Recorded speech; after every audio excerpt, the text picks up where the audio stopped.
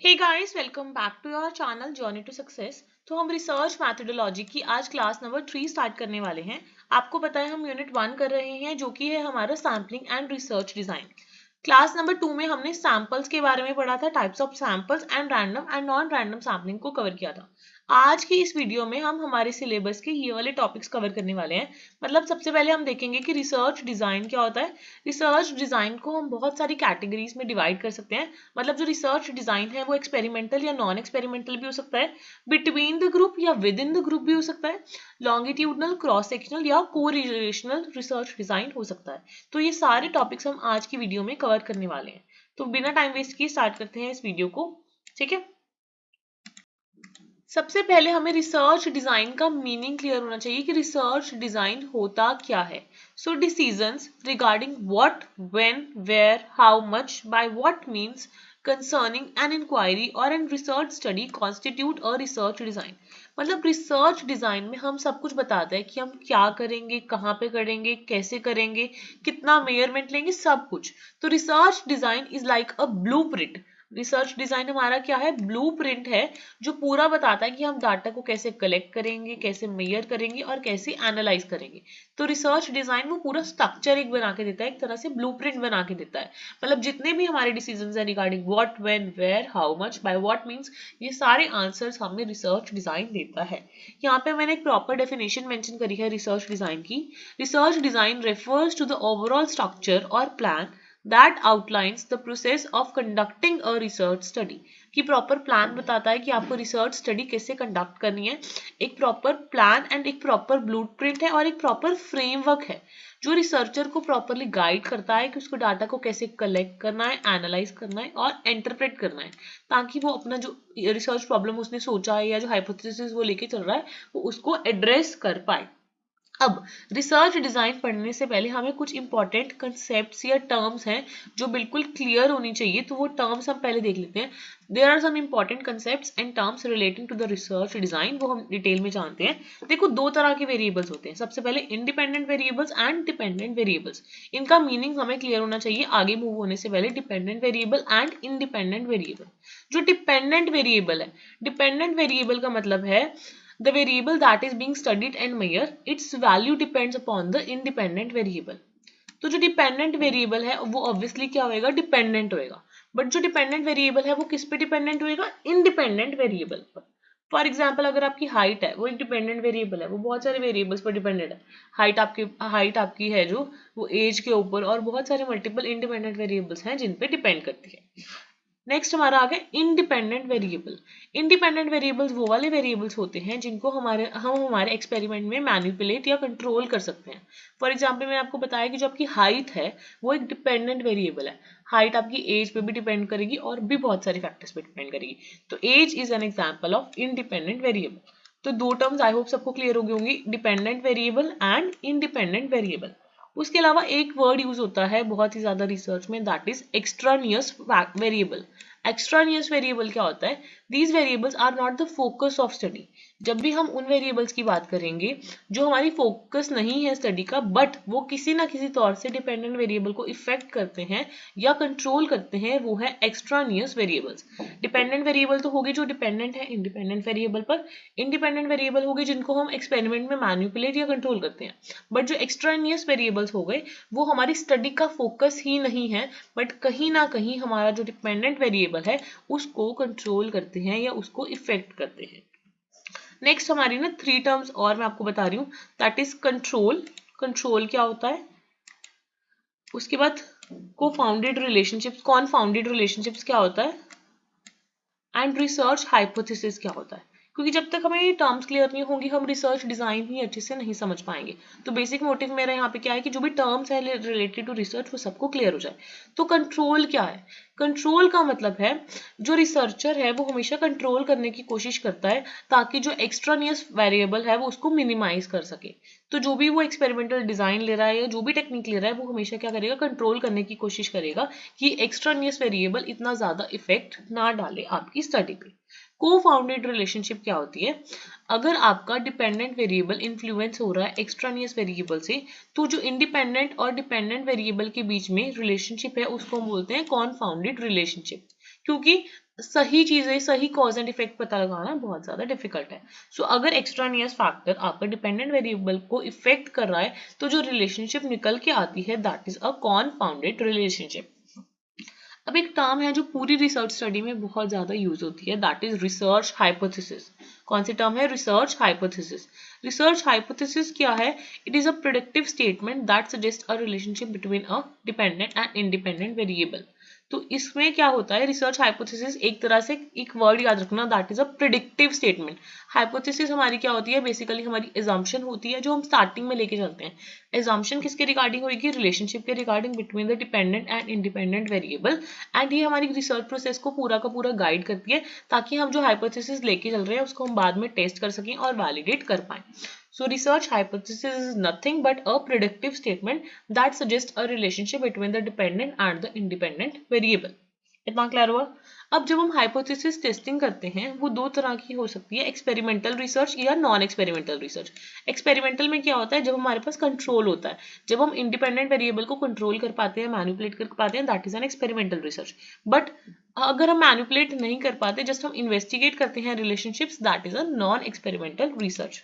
तो आई होप सबको जो मेजर मेजर टॉपिक्स हैं वो क्लियर हुए होंगे। हमने सबसे पहले देखा what is the difference between dependent and independent variable, then हमने एक्सट्रानियस वेरिएबल के बारे में देखा, कंट्रोल देखा, कॉनफाउंडेड रिलेशनशिप्स, रिसर्च हाइपोथेसिस क्या होती है, एक्सपेरिमेंटल या नॉन एक्सपेरिमेंटल रिसर्च क्या होती है। उसके बाद ना दो तरह के ग्रुप्स हम यूज करते हैं, एक तो होता है एक्सपेरिमेंटल ग्रुप, एक होता है कंट्रोल ग्रुप। वो क्या होता है? एक्सपेरिमेंटल ग्रुप होता है वो वाला ग्रुप जिसमें हम एक्सपेरिमेंटेशन करते हैं या जिसमें हम इंटरवेंशंस लगा देते हैं। तो इसमें हम एक्सपेरिमेंट कर चुके हैं तो वो हमारा एक्सपेरिमेंटल ग्रुप हो गया। कंट्रोल ग्रुप होता है जिसमें हम कोई भी एक्सपेरिमेंटल ट्रीटमेंट नहीं लगाते, it is just a baseline for the comparison. तो ये हमेशा याद रखना, दो तरह के हम ग्रुप्स लेके चलते हैं, experimental group and control group. Experimental group में हम एक्सपेरिमेंटल ट्रीटमेंट लगा देते हैं, इंटरवेंशन अप्लाई कर देते हैं, बट जो हमारा कंट्रोल ग्रुप है that is just serving as a baseline for comparison, क्योंकि इसमें कोई भी इंटरवेंशन या कोई भी एक्सपेरिमेंटल ट्रीटमेंट अप्लाई नहीं किया जाता। अभी ट्रीटमेंट क्या होता है? ट्रीटमेंट का मतलब होता है कोई स्पेसिफिक कंडीशन लगाना या कोई इंटरवेंशन अप्लाई करना एक्सपेरिमेंटल ग्रुप पर।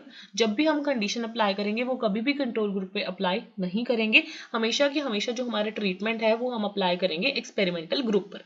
अब एक्सपेरिमेंट जो होता है वो भी दो तरह का हो सकता है, एक तो होता है एब्सोल्यूट एक्सपेरिमेंट और दूसरा होता है कंपैरेटिव एक्सपेरिमेंट। एब्सोल्यूट एक्सपेरिमेंट का मतलब है आप जस्ट एक वेरिएबल पर उसके इफेक्ट्स वगैरह देख लो। कंपैरेटिव में हमेशा क्या होगा? कंपैरिजन होगा दो या दो से ज्यादा ग्रुप्स के बीच में। तो जब आप एक पे ही लगा रहे हो, जस्ट उसका मैनिपुलेशन देख रहे हो, that is an absolute experiment. या जब आप दो से ज्यादा ग्रुप्स में लगा के उनका कंपैरिजन देख रहे हो, उनमें डिफरेंसेस देख रहे हो, that is a comparative experiment. ठीक है। उसके बाद हमारी लास्ट टर्म है that is a experimental unit. Experimental unit क्या है? कोई भी ग्रुप हो सकता है, कोई भी इंडिविजुअल हो सकता है जिसपे आप एक्सपेरिमेंट कंडक्ट कर रहे हो, जितने भी ट्रीटमेंट्स हैं वो अप्लाई कर रहे हो। सो आई होप सबको जो बेसिक टर्म्स हैं, डिपेंडेंट मतलब जो डिपेंडेंट है, इंडिपेंडेंट मतलब जिसको हम मैनिपुलेट कर सकते हैं, एक्सट्रेनियस जो हमारी स्टडी का फोकस नहीं है बट फिर भी इफेक्ट डाल रहा है। हाइपोथेसिस क्या हो गया? प्रेडिक्टिव स्टेटमेंट हो गई।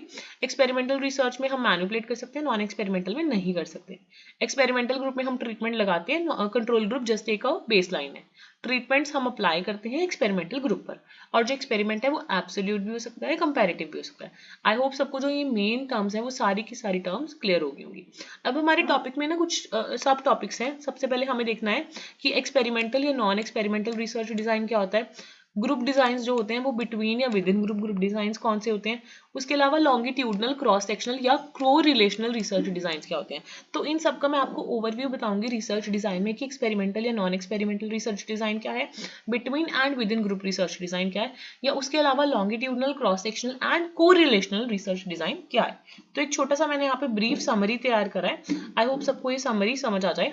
सबसे पहले experimental and non experimental research design, मैंने आपको पहले भी बताया था ऊपर एक्सपेरिमेंटल रिसर्च क्या होती है एंड नॉन एक्सपेरिमेंटल रिसर्च क्या होती है। तो एक्सपेरिमेंटल में आप वेरिएबल्स को क्या कर सकते हो? मैनिपुलेट कर सकते हो to observe the effects, while in the case of non experimental आप किसी भी तरह की मैनिपुलेशन नहीं करते हो। तो अगर तो आप मैनिपुलेशन नहीं कर रहे हो that is a non experimental research design, but अगर आप मैनिपुलेशन कर रहे हो that is a experimental research design. अब ये टर्म तो आपको नाम से ही क्लियर हो रही होगी, between group design and with in group design. Between group का मतलब है आप दो या दो से ज्यादा ग्रुप्स को कंपेयर कर रहे हो। विद इन ग्रुप मतलब इंट्रा ग्रुप, आप ग्रुप के विद इन सेम ग्रुप के अंदर अलग अलग कंडीशंस को जान रहे हो। सो बिटवीन ग्रुप डिजाइन मतलब आप अलग अलग ग्रुप्स को कंपेयर कर रहे हो, and with in group design का मतलब है आप सेम ग्रुप में स्टडी कर रहे हो applying different different conditions. I hope सबको इतना भी क्लियर हो गया होगा। Next is are longitudinal research design and cross sectional and correlational research design. ये हमारी 3 टर्म्स है। Next, longitudinal, cross sectional and correlational. Longitudinal का मतलब है आप over a period of time चल रहे हो। जब भी आप over a period of time participant को ट्रैक करोगे दैट इज अ लॉन्गिट्यूडनल। जब आप एक सिंगल पॉइंट ऑफ टाइम पे डाटा को कलेक्ट करोगे that is a cross sectional. And correlation का मतलब है जब आप रिलेशनशिप्स फाइंड करोगे between the variables without any manipulation. तो लॉन्गिट्यूडनल मतलब over a period of time, cross sectional का मतलब एक सिंगल पॉइंट ऑफ टाइम पे, क्रॉस सेक्शनल का मतलब एक सिंगल पॉइंट ऑफ टाइम पे, एंड कोरिलेशन का मतलब है आप रिलेशन फाइंड कर रहे हो विदाउट एनी मैनिपुलेशंस। अब आई होप आपको जो जितने भी टॉपिक्स हैं इसका ओवरव्यू मिल गया होगा, बट इसमें सबसे ज्यादा मेन हो जाता है एक्सपेरिमेंटल रिसर्च डिजाइन। अब जो एक्सपेरिमेंटल रिसर्च डिजाइन है इसको हम बहुत ही ज्यादा डिटेल में पढ़ने वाले हैं क्योंकि ये बहुत ही ज्यादा इंपॉर्टेंट टॉपिक है, एक्सपेरिमेंटल रिसर्च डिजाइन। ठीक है, कुछ ना बेसिक प्रिंसिपल्स हैं एक्सपेरिमेंटल डिजाइन के। तो मैं आपको सबसे पहले प्रिंसिपल्स बता देती हूँ जो जरूरी होने चाहिए एक्सपेरिमेंटल डिजाइन में। तो these are some of the अब मैं आपको बता रही हूँ कि हमने ये वाले टॉपिक्स कवर कर लिए, अब हम सिर्फ एक्सपेरिमेंटल डिजाइन को डिटेल में पढ़ रहे हैं। ठीक है, तो इसको डिटेल में समझ लेना एक्सपेरिमेंटल डिजाइन वाले पार्ट को। तो कुछ बेसिक प्रिंसिपल्स हैं एक्सपेरिमेंटल डिजाइन के। तो एक्सपेरिमेंटल डिजाइन का मैंने आपको मतलब बताया था, इसमें हम क्या करते हैं, मैन्युपुलेशन करते हैं एक्सपेरिमेंटल में। It involves manipulating the variables to observe the effects. ठीक है, तो प्रोफेसर फिशर ने 3 प्रिंसिपल्स दिए हैं एक्सपेरिमेंटल डिजाइन के। वो 3 प्रिंसिपल क्या है, principle of replication, principle of randomization and principle of local control. 3 हमारे बेसिक प्रिंसिपल्स हैं एक्सपेरिमेंटल डिजाइन के। रेप्लिकेशन का मतलब है आप जितनी बार भी वो एक्सपेरिमेंट करोगे मल्टीपल टाइम्स आपको सेम रिजल्ट्स मिलेंगे, तो रिलायबिलिटी भी है और अकाउंट फॉर वेरिएबिलिटी भी है। रैंडमाइजेशन का मतलब है आप रैंडमली असाइन कर रहे हो experimental units to different groups, ताकि आप कंट्रोल देख पाओ कि जो कौन फाउंडिंग वेरिएबल्स हैं वो कितना इफेक्ट डाल रहे हैं।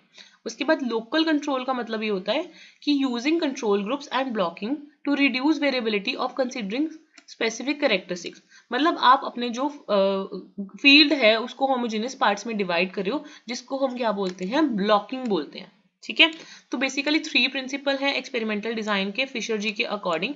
Number 1 is the principle of replication, second is principle of randomization, third is principle of local control. Replication का मतलब है आप जितनी बार भी एक्सपेरिमेंट कर रहे हो रिलायबिलिटी है, सेम आंसर आ रहा है। रैंडमाइजेशन का मतलब है आप एक्सपेरिमेंटल यूनिट्स अलग अलग ग्रुप में रैंडमली असाइन कर रहे हो। लोकल कंट्रोल का मतलब है आप ब्लॉकिंग टेक्निक्स यूज कर रहे हो एंड कंट्रोल ग्रुप्स यूज कर रहे हो।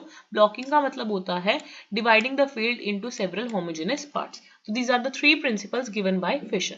अब एक्सपेरिमेंटल डिजाइन होता क्या है एंड एक्सपेरिमेंटल डिजाइन के थोड़े से हमें टाइप्स पढ़ने हैं। तो एक्सपेरिमेंटल डिजाइन का बेसिकली मतलब होता है आप एक ऐसा फ्रेमवर्क या स्ट्रक्चर लेके चल रहे हो जिसमें आप एक्सपेरिमेंटल कंडक्ट करवा रहे हो, और जो एक्सपेरिमेंटल डिजाइन है इसमें आप क्या कर सकते हो, मैनिपुलेशन या कंट्रोल कर सकते हो। बेसिकली हम 2 तरह के एक्सपेरिमेंटल डिजाइन पढ़ते हैं, एक तो होता है इनफॉर्मल एक्सपेरिमेंटल डिजाइन और एक होता है फॉर्मल एक्सपेरिमेंटल डिजाइन। ठीक है, इनको भी हम फर्दर अलग अलग कैटेगरीज में डिवाइड कर सकते हैं। सबसे पहले हमारा एक्सपेरिमेंटल डिजाइन है informal experimental design and second one is formal experimental design.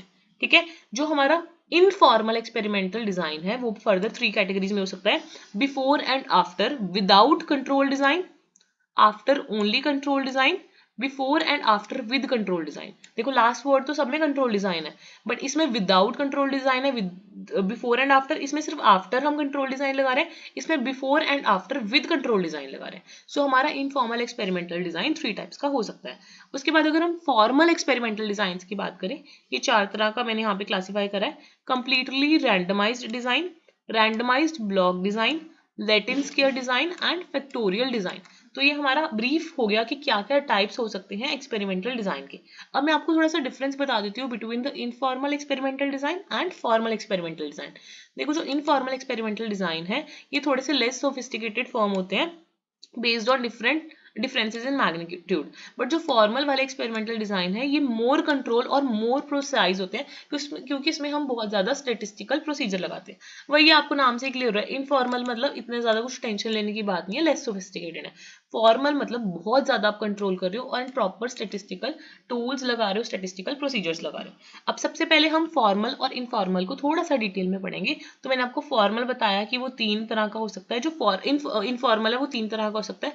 Informal में हम करेंगे before and after without control design, after only control design and before and after with control design. तो जो हमारा इनफॉर्मल वाला है उसको हम 3 कैटेगरीज में फर्दर डिवाइड कर सकते हैं। अब before and after without control design का मतलब क्या होता है? इसमें क्या होता है, before and after without control design में आप मेजर करते हो response of variable before and after a treatment without a control group. मैंने आपको स्टार्टिंग में ही टर्म्स बताई थी, experiment group and control group. तो एक्सपेरिमेंट ग्रुप में हम एक्सपेरिमेंटेशन लगाते हैं, कंट्रोल ग्रुप में हमारी एक बेसलाइन के तौर पे लेके चलते हैं कंपैरिजन करने के लिए, राइट। तो इसमें आप control design without control design है तो इसमें आप कंट्रोल ग्रुप नहीं लेते हो। जिनको वो टर्म समझ आ गई होंगे उनको ये कंसेप्ट भी समझ आ रहा होगा। अगर आपको टर्म नहीं समझ आ रही है आप एक बार ऊपर दोबारा वीडियो को देख लो। मतलब before and after without control design मतलब आपको 2 तरह के ग्रुप्स बताए थे, experimental group and control group. Experimental group में हम मैनिपुलेशन करते हैं, कंट्रोल ग्रुप एक तरह से जस्ट बेसलाइन होता है फॉर द कंपैरिजन। तो जब हम before and after without control design की बात कर रहे हैं, हम without a control group comparison करते हैं। सो एक सिंगल टेस्ट होता है और सिंगल ग्रुप एरिया हम सिलेक्ट कर लेते हैं। डिपेंडेंट वेरिएबल को हम बिफोर द इंट्रोडक्शन ऑफ कोई भी ट्रीटमेंट पढ़ते हैं and before the introduction of कोई भी ट्रीटमेंट पढ़ते हैं। सपोज आपको स्कूल में एक नया टीचिंग मेथड इंट्रोड्यूस करना है तो आपने मेजर करे स्टूडेंट के test scores with before and after its applying. तो नया मेथड लगाने से पहले उनके क्या स्कोर थे एंड आफ्टर दैट आपने नया मेथड लगा दिया उसके बाद उनके क्या स्कोर थे। However there is no control group making it challenging to attribute changes solely to the new method. तो इसमें सिर्फ आप न्यू मेथड देखते हो कि न्यू मेथड आपने नहीं लगाया और न्यू मेथड आपने लगाया उसके बाद क्या चेंजेस थे। तो आपका मेन फोकस सिर्फ न्यू मेथड पे है, ठीक है। आपने सिर्फ एक्सपेरिमेंटल ग्रुप लिया, कंट्रोल ग्रुप नहीं लिया। इसमें क्या है, after only with control design. इसमें क्या है, it measures the response of variable before and after a treatment without a control group for the comparison. इसमें क्या होता है, इसमें आप एक ही ग्रुप लेते हो बट इसमें आप 2 ग्रुप्स या 2 एरियाज लेते हो, 2 एरिया लेते हो। एक तो एक्सपेरिमेंट एरिया हो गया और एक कंट्रोल एरिया हो गया। बट जो कंट्रोल एरिया है वो आफ्टर पे ही सिर्फ अप्लाई करते हो। are selected and the treatment is introduced in the test area only। जो आप ट्रीटमेंट इंट्रोड्यूस करते हो वो सिर्फ एक्सपेरिमेंटल एरिया पे इंट्रोड्यूस करते हो। इसमें इसकी एग्जांपल बता देती हूँ। जैसे ये आपका टेस्ट एरिया बेसिकली मतलब हमारा एक्सपेरिमेंटल एरिया, ये हमारा कंट्रोल एरिया हो गया।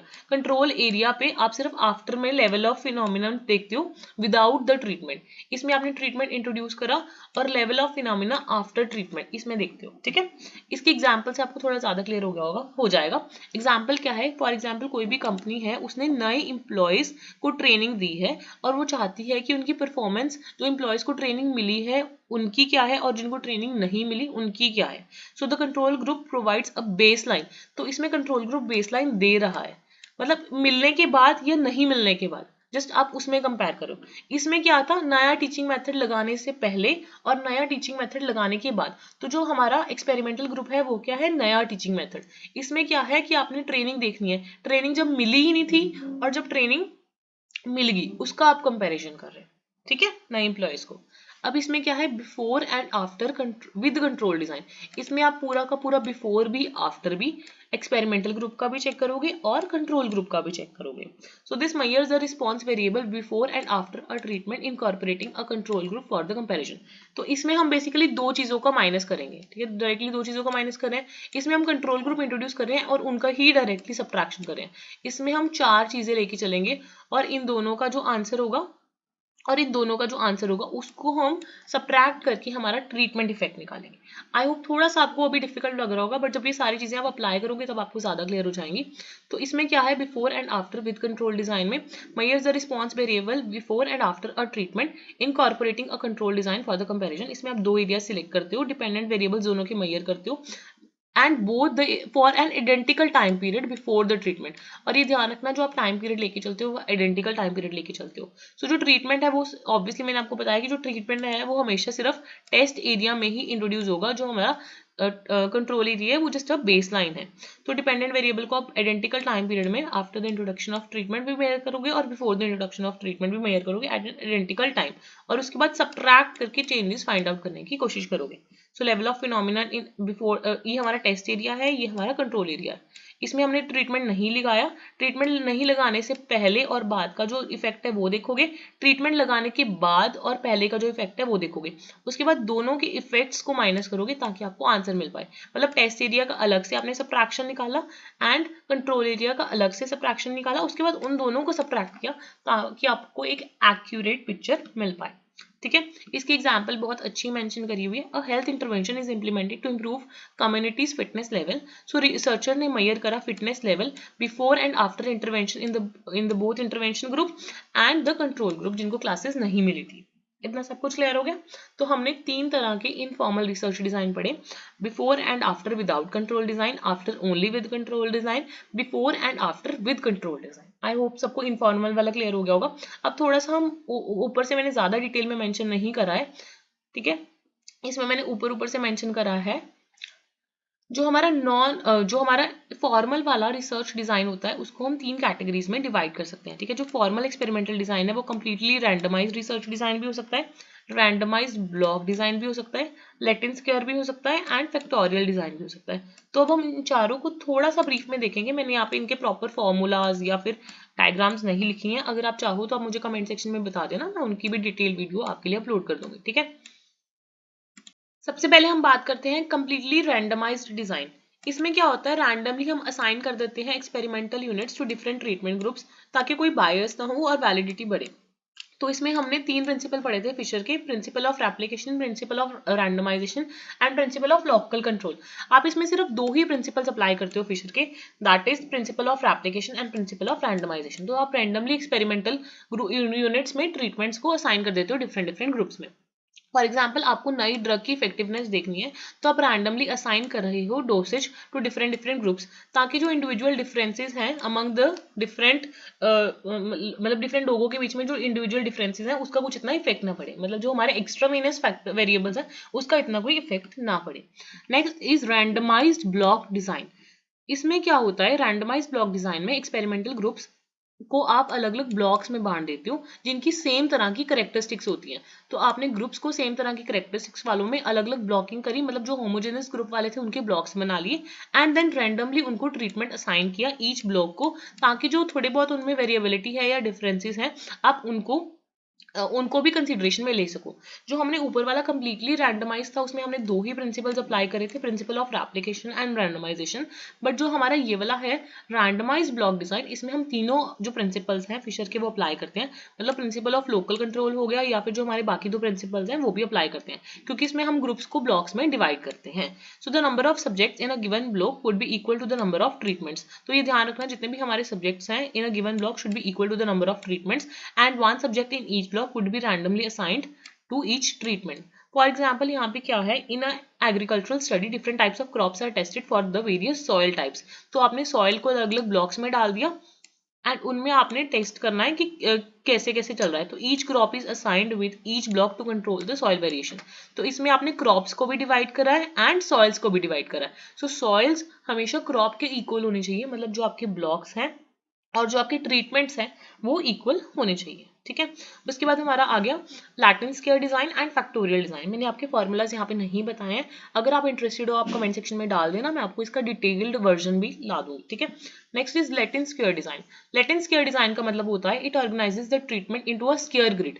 तो जब हम लैटिन स्क्वायर कंस्ट्रक्ट करेंगे हम एक स्क्वायर ग्रिड बनाएंगे, ensuring each statement appears one in each row and column. तो इसमें हम रोज एंड कॉलम्स बनाएंगे, मतलब एक प्रॉपर ग्रिड बनाएंगे, हमें 2 सोर्सेज ऑफ वेरिएबिलिटी साथ साथ मिलती जाएगी। ये हम जो लैटिन स्क्वायर टेक्निक है ज्यादातर एग्रीकल्चर में यूज करते हैं, testing 4 different brands of fertilizers on 4 different plots. तो आप एक प्रॉपर ग्रिड बना लोगे ताकि सबका इफेक्ट सब पे पता लग सके। Each fertilizer is used in each row and column of Latin square, ताकि जितना भी कंट्रोलिंग वेरिएबल है सॉइल क्वालिटी वगैरह आप वो सब कंसीडर करके चल सको। Next is a factorial design. Factorial design involves simultaneous manipulation of 2 or more independent variables, allowing for the study of main effects and interaction between these variables, so enhancing the understanding of complex relationships. कि जब हम complex relationships की बात करते हैं, क्योंकि मैंने आपको बताया ये स्टैटिस्टिकली ज़्यादा मोर एक्यूरेट है rather than the informal experimental design, तो फैक्टोरियल में आप बहुत अच्छे से जान पाते हो, कॉम्प्लेक्स रिलेशनशिप्स को समझ पाते हो। फॉर एग्जाम्पल आप देख रहे हो कि डाइट एंड एक्सरसाइज का क्या इम्पैक्ट पड़ता है वेट लॉस पे, तो आप मल्टीपल कॉम्बिनेशन टेस्ट कर रहे हो, low calorie diet, high calorie diet, low exercise और हाई इंटेंसिटी एक्सरसाइज, तो जो कंबाइंड इफेक्ट्स हैं, मल्टीपल इफेक्ट्स हैं, वो आप सब फैक्टोरियल डिजाइन से पढ़ पाते हो। तो हमने फॉर्मल जो एक्सपेरिमेंटल डिजाइन थे वो 4 कैटेगरीज में पढ़े, completely randomized design, randomized block design, Latin square design and factorial design. I hope सबको जो एक्सपेरिमेंटल वाले डिजाइन हैं, इनफॉर्मल एंड फॉर्मल दोनों अच्छे से क्लियर हो गए होंगे। अभी हमारा लास्ट टॉपिक है आज की वीडियो का, that is non experimental research design. जो हमारी नॉन एक्सपेरिमेंटल रिसर्च डिजाइन है उसको हम अलग अलग कैटेगरी में पढ़ेंगे, इसको इतना डिटेल में पढ़ने की जरूरत नहीं है, इसको मैं ऊपर से बता रही हूँ। डिस्क्रिप्टिव में हम चीजों को, करेक्टरिस्टिक्स को, किसी भी चीज की करेक्टरिस्टिक्स को डिस्क्राइब करते हैं। कोरिलेशन में हम रिलेशन फाइंड आउट करते हैं विदाउट एनी मैनिपुलेशन। उसके बाद थर्ड हमारा हो गया क्रॉस सेक्शनल। क्रॉस सेक्शनल में हम at a single point of time measure करते हैं सारी चीजों को। लॉन्गिट्यूडनल में over an extended period of time हम चेंजेस को ऑब्जर्व करते हैं। एक्सपोस्ट फैक्टो क्या होता है, इसमें क्या होता है, एक्सपोस्ट फैक्टो में आप independent variables that can't be manipulated due to ethical और प्रैक्टिकल रीजंस, इस वजह से आप बाद में उनको एनालाइज करते हो। क्वाजी एक्सपेरिमेंटल क्या होता है, resembles experimental design but lakhs random assignment, तो इनको यूज कर सकता है बट इसमें इतनी ज्यादा रैंडम असाइनमेंट्स नहीं होती, मतलब एक्सपेरिमेंटल आदि एक्सपेरिमेंटल, मतलब प्रॉपर एक्सपेरिमेंटल ना होना। ठीक है। उसके बाद कंपैरेटिव में आप कंपैरिजन करते हो, केस स्टडी में आप बहुत सारे केसेस लेके उनको स्टडी करते हो, उनका इन डेप्थ एनालिसिस करते हो। सर्वे में आप सर्वे के थ्रू करते हो, क्वेश्चनर्स के थ्रू करते हो। क्रॉस सिक्वेंशियल में आप क्रॉस सेक्शनल एंड लॉन्गिट्यूडनल का एक कॉम्बिनेशन लेके चलते हो, तो उसको हम बोलते हैं क्रॉस सिक्वेंशियल। तो हमारे जो नॉन एक्सपेरिमेंटल रिसर्च डिजाइन है वो डिस्क्रिप्टिव भी हो सकते हैं, कोरिलेशन भी हो सकते हैं, क्रॉस सेक्शनल भी हो सकते हैं, लॉन्गिट्यूडनल भी हो सकते हैं, एक्सपोज फैक्टो, क्वाजी, कंपैरेटिव भी, केस स्टडी, सर्वे रिसर्च डिजाइन, या क्रॉस सिक्वेंशियल। क्रॉस सिक्वेंशियल क्या है, combination of both cross sectional and longitudinal research design. I hope सबको आज की वीडियो क्लियर होगी होगी। हमने रिसर्च डिजाइन के बारे में पढ़ा, और रिसर्च डिजाइन में experimental, non experimental, with in group, intra group, उसके अलावा हमने कोरिलेशनल मतलब ठीक है, क्रॉस सेक्शनल एंड लॉन्गिट्यूडनल पढ़ा। अगर आपके कोई कंफ्यूजन है आप कमेंट सेक्शन में डाल देना, and if you are interested you can join our Telegram channel. इतना ज़्यादा मुझे टॉलरेट करने के लिए थैंक यू। बाकी मिलते हैं नेक्स्ट वीडियो में, जिसमें हम reliability and validity of data पढ़ेंगे। अगर आपके कोई भी कंफ्यूजन है आप कमेंट सेक्शन में डाल देना, एंड नीचे टेलीग्राम चैनल का भी लिंक है, आप उसको भी ज्वाइन कर सकते हो।